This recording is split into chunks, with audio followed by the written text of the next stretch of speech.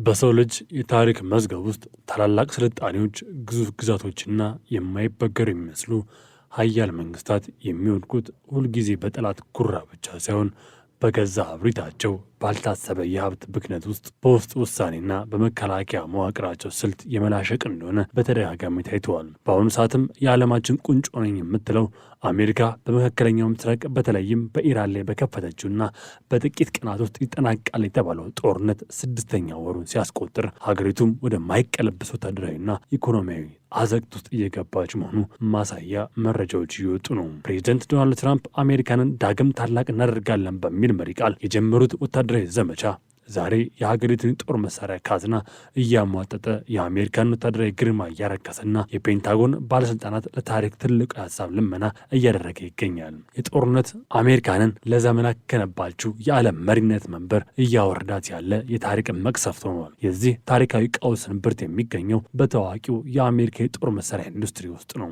አሜሪካ በአሁኑ ወቅት ጦር መሳሪያ ክምችቷ እጅግ የሚያስፈራ ሁኔታ እየተሟጠባት በመሆኑ ወታደራዊ እርምጃ ከመውሰድ ይልቅ በየቀኑ ጥቃት እንሰነዝራለን በሚል ባዶ ዛቻና የቃላት ጦርነት ለመልቀቅ ተገድዳለች። ይህቺ ሳይሆን የሽንፈትን የተስፋ መቁረጥ ምልክት እንደሆነ የዘርፉ ተንታኞች በምሬት ይገልጻሉ።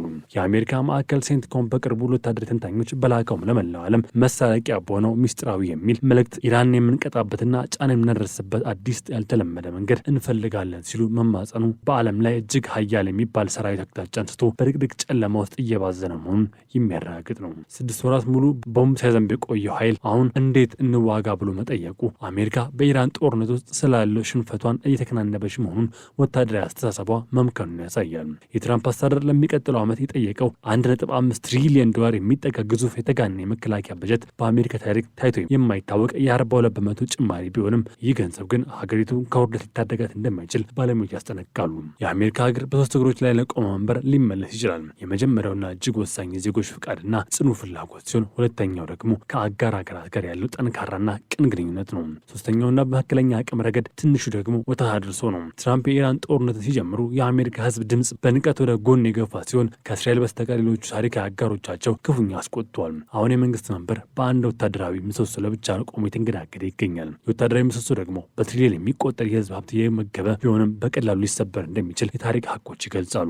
አሜሪካ ዛሬ በኃይል ብቻ ሁሉን ነገር ለማሳካት የምታደርገው ጥረት የራሷን የውድቀት ጉድጓድ እየቆፈረች መሆኑን በዓለም በድንጋጤ እየተመለከተች ነው። የአየር ኃይሉ ርቀትም የዚህች አሳዛኝ ታሪክ እጅግ አቅጣጫ ምዕራፍ ነው። አሜሪካ በኩራት የምትመካበት የቢያም 2 ቦምብ አውሮፕላን አሁን ላይ እንደ ጥንታዊ ሙዚየም እየታየ ይገኛል። ፕሬዚደንት አይዘንሃወር ዘመን ለመጀመሪያ ጊዜ የበረረው የአውሮፕላን አሁንም ድረስ እስከ 2050 ድረስ እንዲያገለግል ተፈርዶበታል። አሜሪካ እነዚህ አሮጌ አውሮፕላኖች ለማደስና ሞተሮቻቸውን ለመለወጥ ብቻ 21 ቢሊዮን ዶላር ታስፈቅድ ትችላለች።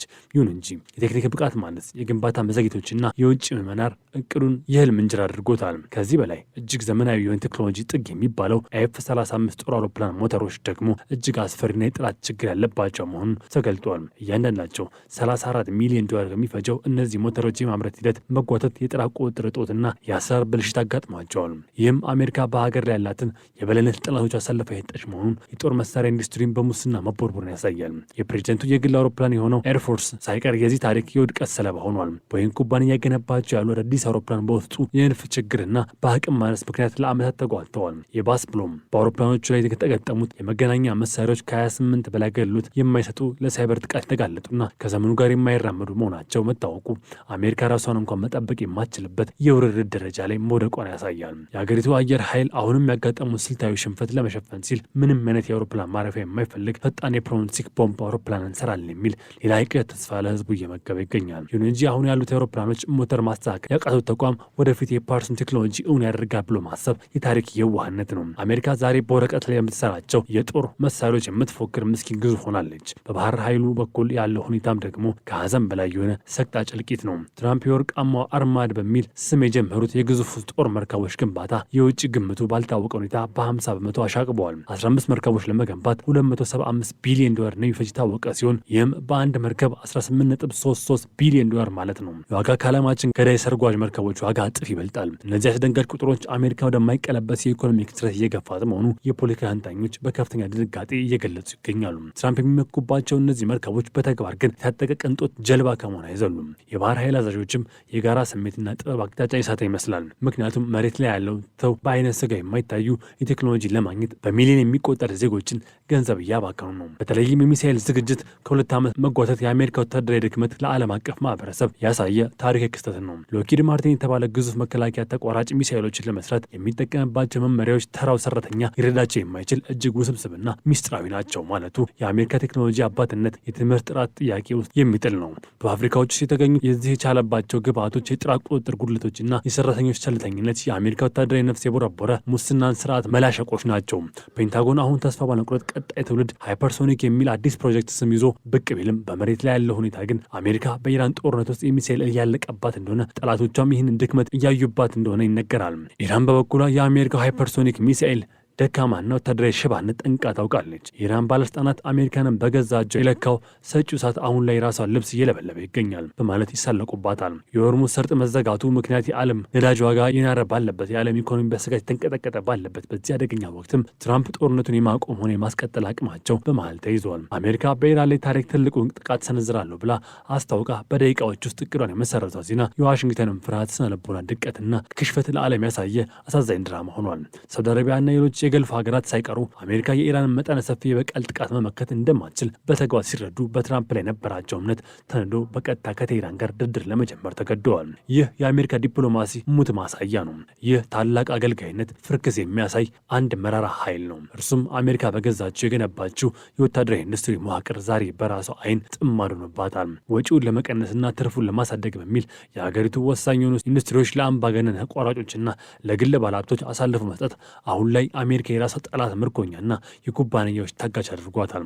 የትራምፕ አስተዳደር የመከላከያ ተቋራጮችን ለሀገር ውስጥ ምርት ቅድሚያ እንዲሰጡና ጥራት እንዲጠብቁ ቢወርፏቸውም እነርሱ ግን ያለ ገንዘብና ያለ ጊዜ መሳሪያውን መስራት አንችልም ብለዋል። አሜሪካም ተፈራርሳለች የሚል የለቅሶ ምላሽ እየሰጡ ይገኛሉ። የሎኪድ ማርቲን፣ ሪዮ ቲያን እና የኖርዛፕ ግሮማን የመሰሉ ግዙፍ ኩባንያዎች አሁን በዓለም አቀፍ ገበያና በቴክኖሎጂ ድቀት ስር የወደቁና መተንፈሻ ያጡ ይመስላሉ። የጥፋት መለከቱ ዛሬ በዋሽንግተን ጎዳናዎች ላይ በከፍተኛ ሁኔታ እየተሰማ ይገኛል። ምስራቅ መድረክ የሚበቅለው የጦርነቱ ዘር ፍሬው ሞት፣ ውድመት፣ የህዝቦች መፈናቀልና ዘላለማዊ ሀዘን እንጂ ሰላም ሊሆን አይችልም። አሜሪካ በኢራን ላይ የከፈተችው ይህ የሲኦል ላይ ጦርነት ለዓለም ሰላም ሳይሆን ለዓለም ፍጻሜ የቀረበ ግብዣ ነው። ዛሬ በዋሽንግተን የሚታየው ድል አድራጊነት እብሪት ነገ በማልዳ አሜሪካን የሚሰማ የለቅሶና የዋይታ ድምፅ ሊሆን እንደሚችል ታዛቢዎች በከፍተኛ ስጋት እየተነበዩ ይገኛሉ። እያንዳንዱ የሚፈነዳው የሴል ቦምብ የአንድን ታላቅ ስልጣኔ ወደ ቀድሞ ውድቀት እየደወለ መሆኑን ዓለም ሊረዳ ይገባል።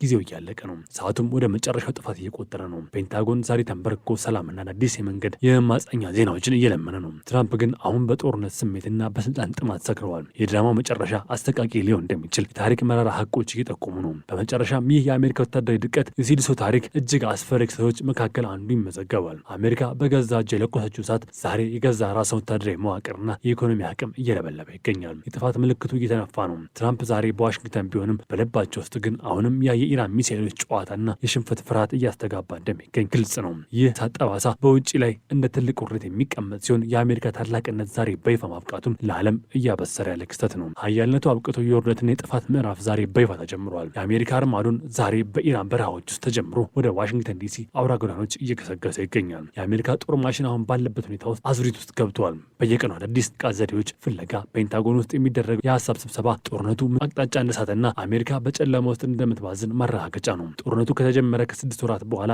እንዴት እንዋጋ ምንስ ተብሎ መጠየቅ ያንን ኃይል ሀገራዊ ወታደራዊ ውድቀትና ስልታዊ ክሽፈት በይፋ ማወጅ ነው። የኢራን ጦርነት አሜሪካንን በኢኮኖሚ ወታደራዊና ስነልቦና ያደቃት ይገኛል። የአሜሪካ ጄኔራሎች ዛሬ ተንበርክከው ሰላምን እየለመኑ ነው። ትራምፕ ግን አሁን በጦርነት ስሜት ሰክረዋል። የድራማ መጨረሻ አሰቃቂ እንደሚሆን የታሪክ መራራ ሀቆች እየጠቆሙ ነው። ዛሬ ፔንታጎን ውስጥ የዚህ ሰዓት ስለባት መሆናቸው ምንም ዋስትና የለም። የሰው ልጅ ካልተመለሰ ከዚህ ሰዓት የሚተርፍ ምንም ነገር አይኖርም። አሜሪካ ዛሬ ውድቀቷን እየገጠመች ነው። ይህ አሰቃቂ ጠጋኝነት የውድቀት ታሪክ በመጨረሻ ትውልድና ድል ላይ እንደ ትልቅ መራራ ትምህርት የሚቆጠር ነው። አንድ ሀገር ራሷን ጦር መሳሪያ፣ ጥሬ ዕቃን፣ ቴክኖሎጂ ነፍስ ለጠላቷ አሳልፋ ከሰጠች፣ ዛሬ ደግሞ የያዘችው መሳሪያ በከንቱ ካባከነች ነጻነቷ አብራ ሰጥታለች ማለት ነው። አሜሪካ ዛሬ በዚህ እውነት እየተለበለበችና እየተቆላች ነው። የኢራን ጦርነት የአሜሪካን ብሔራዊ ደህንነት በመቃብር አፋፍ ላይ አስቀምጦታል ማለት ይቻላል።